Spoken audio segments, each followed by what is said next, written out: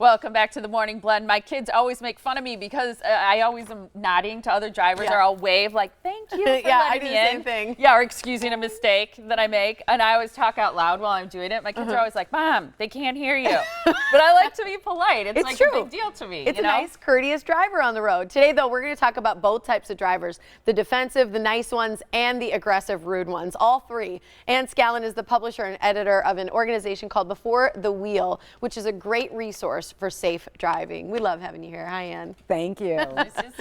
So drivers like Molly, myself, and probably you aren't always the norm, saying hi and thank you. But sometimes people are getting rude or aggressive driving. So we kind of want to break it down and talk first about people who waved. Like if you drive someone, if you cut someone off, which I've done before too, and you kind of wave, there's different types of waving, you know, from both ends of the driving perspective.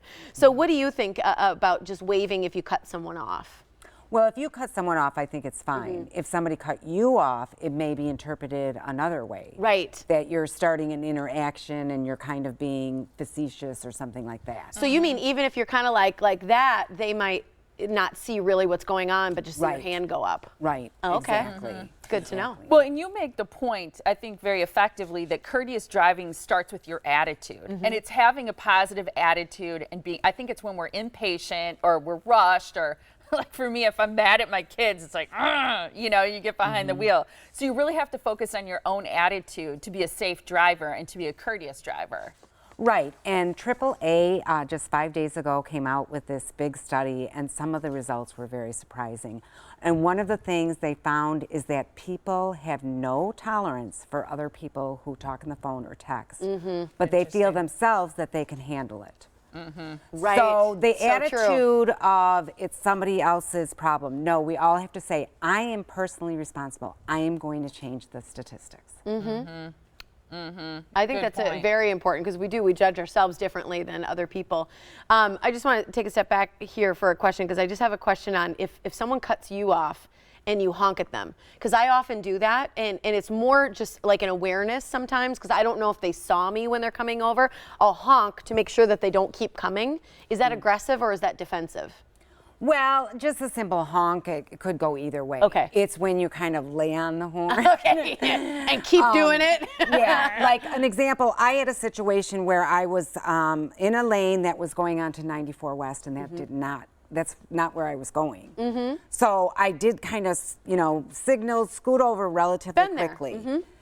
And sure enough, like 60 seconds later, this driver charged up and cut me off right away. Yeah. So that is the start of an aggressive behavior. Right. And so what you want to do in that situation is pull back. They want an interaction. Yes. They want to get things going. They want to engage. And I keep talking about it, but there was a woman following me, and she was honking and making an inappropriate gesture. And I was kind of like, oh, sorry, you know, whatever, and just kept driving. But it was like, no, she wanted me to know that she was upset and kept honking and doing it. And at a certain point, it's like, I got it, you know? Right. But I think that's true, is that people who are upset like that, they want your feedback, so to speak. They want to know that you've seen it and that you know they're upset.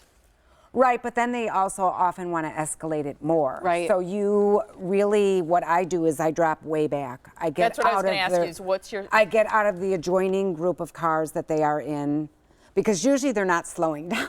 Right. The aggressive drivers. They're driving right alongside you. Yeah. Looking over. Yeah, they don't want to go slower. So if you drop back, you can usually get out of their group. But avoid contact. Avoid any contact, any facial things, any horns blowing. Once you see that person is, you know, itching for a fight, you want to back off. Right. And there are other things you say, if you really do feel threatened, you should pull off, or you can call 911, right? Right, if it really gets out of hand, definitely. There are some behaviors that you list that I think are really good, and these are things you would choose to do as a courteous driver and a defensive driver. And if you have a young driver in the house like I do, it's important to share these things with them and model the behavior. So it's not texting, accepting or making calls, things like not blocking entrances to gas stations where you know people are trying to get in or leave, not applying makeup when you're driving, that's huge, to not block passing lanes or change lanes, leaving enough space for people to do what they need to do, especially if they're making a last minute decision, to slow down at yellow lights. This is my favorite. It's not a sign to speed up. Yeah, because we've talked about that. I do it. I know a lot of people do it. When you see a yellow, you tend to kind of speed up, like, oh, I got time, I got to get through.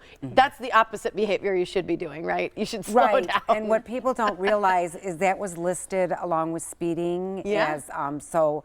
Unfortunately, the fatality statistics in the U.S. went up to the highest in a decade. Wow. And the running the red lights is, I mean, people never used to run red lights, No. but the reason they're running them is they see the yellow, they hit the gas. By the time they're at that intersection, it is red. It's so true, right in and the middle they're going usually. too fast to stop. So I just say, if you're coming close to an intersection, it turns yellow, obviously go through.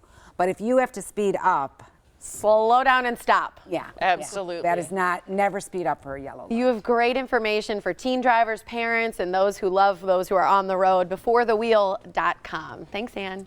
Thank you. Thank you, Anne.